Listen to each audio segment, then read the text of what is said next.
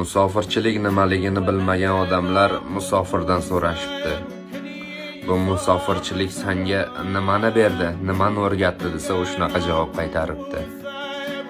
Musofirchilik menga hech narsani va'da bermadi, hech narsa va'da qilmadi, lekin ko'chada qolib ketmasligi uchun har qanaqa ish qilishga tayyor bo'lgan katta yurakni berdi menga.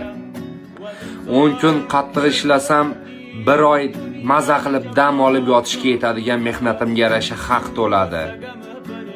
Musofirchilik uyimga shunaqangi aylanib qolgandiki, bir ketayotganini, bir qaytayotganimda ichimdan bir nimalar uzilardi.